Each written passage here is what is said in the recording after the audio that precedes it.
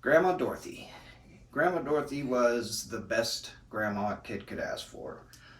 Um, and an even better great grandma. Um, I can't possibly limit it to one favorite, but probably one of my fondest memories is the reading. Whether it was around the dinner table or the Christmas tree or a tape to listen to at night, Grandma read, just like Grandpa.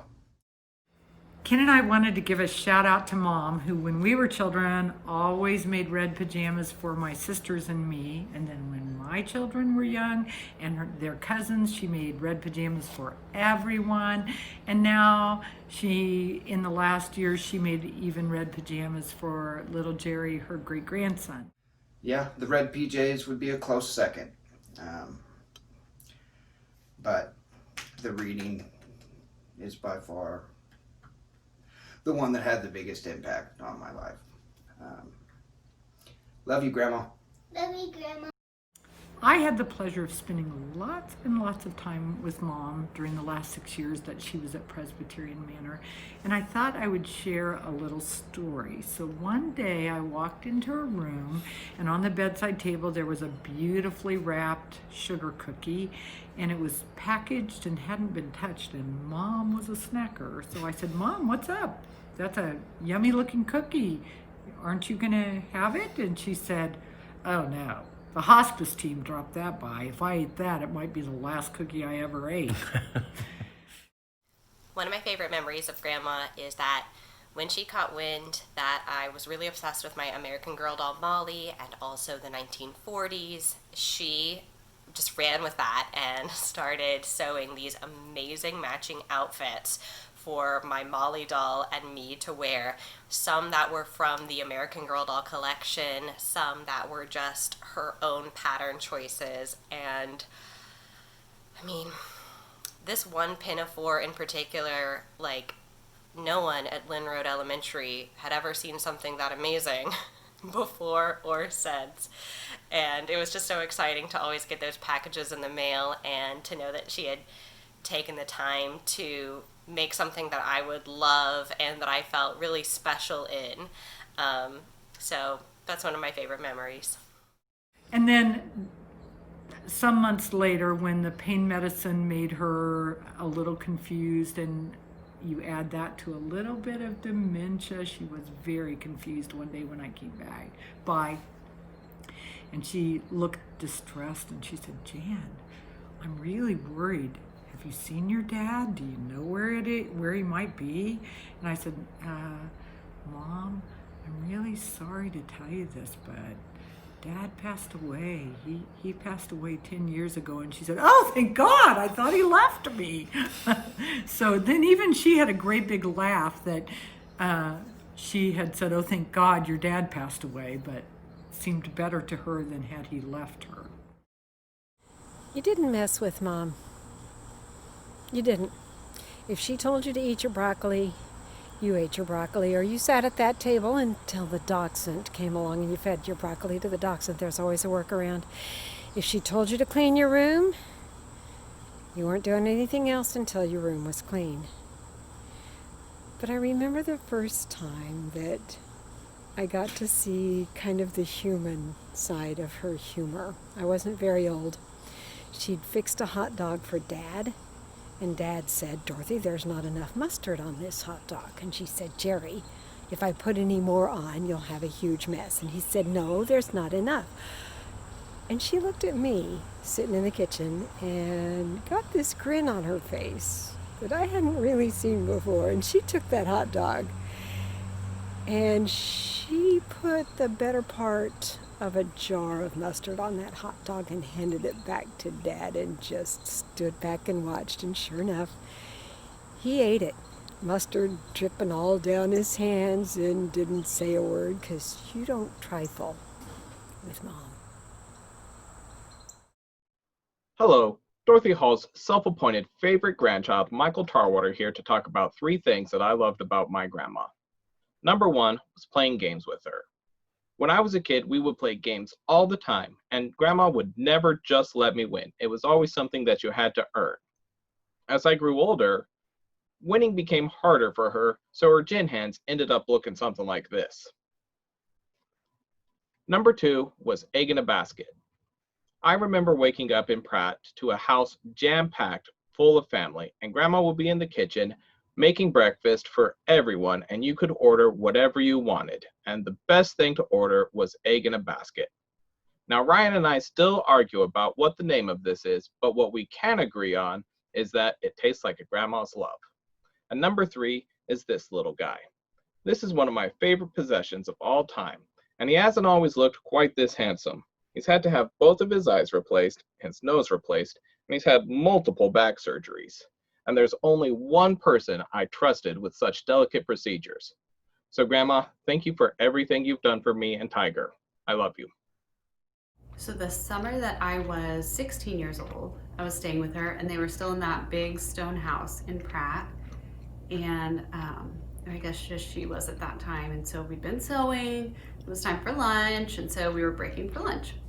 We were gonna go out and get something, and she asked if I wanted to drive. And I was like, yes. It was so easy to drive with her. She did not really give me any feedback. So we get in the car, and they have that long, long driveway. And I'm backing up and watching, and there are these big stone pillars on either side with that fence.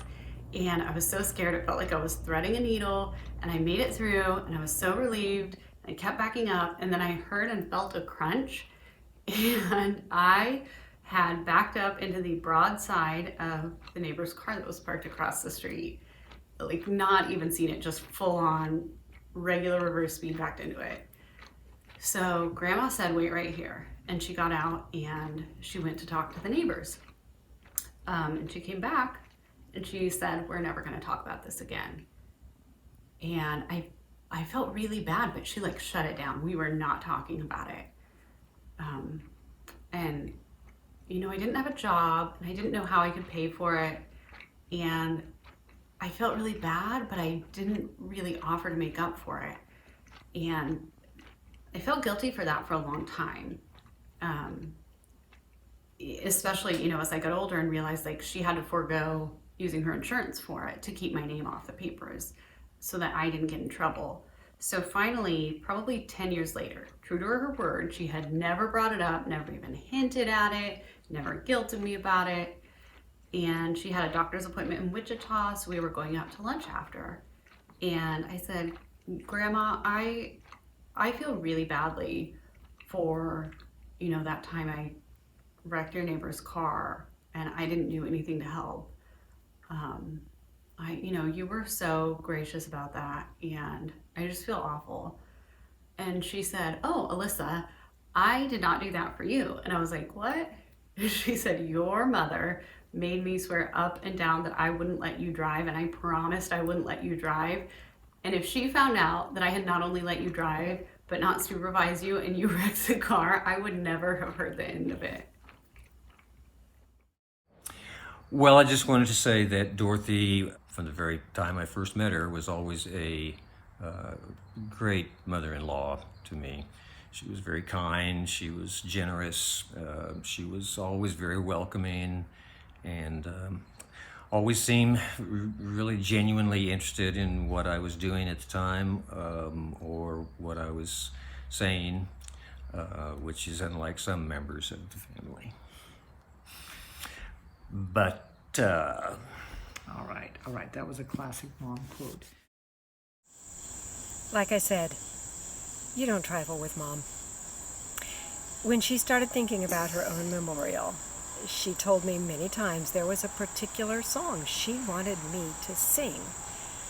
It didn't make sense to me, but I would smile and nod, and then as I left the room, I'm not singing that song. But you don't trifle with Mom. You don't. So I've got Chloe and Ted, and they're going to do it with me. Here's that song. Good? Yeah. All God's critters got a place in the choir. Some sing low, some sing higher, some sing out loud on the telephone wire. Some just clap their hands or paws or anything they got now. Listen to the bass, it's the one at the bottom where the old frog croaks and the hippopotamus moans and groans with the big to-do and the old cow dogs and the cats, they take up the middle where the honeybee hums and the cricket fiddles, the donkey brays and the pony neighs and the old coyote howls. Listen to the top with the little bird singing on the melody, where the high notes ring and a hoot owl hollers over everything, and the jaybird disagrees. All God's critters got a place in the choir. Some sing low, some sing higher, some sing out loud on the telephone wire. Some just clap their hands or paws or anything they got now. Singing in the nighttime, singing in the day, the little duck quacks and he's on his way. The possum ain't got much to say and the porcupine talks to himself. It's a simple song, a living sung everywhere by the ox and the fox and the grizzly bear, the grumpy alligator and the hawk above, the sly raccoon and the turtle dove.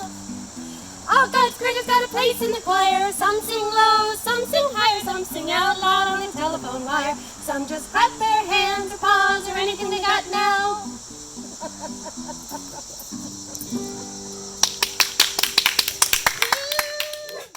Well, the last thing I wanted to share was to read a little bit from this childhood book.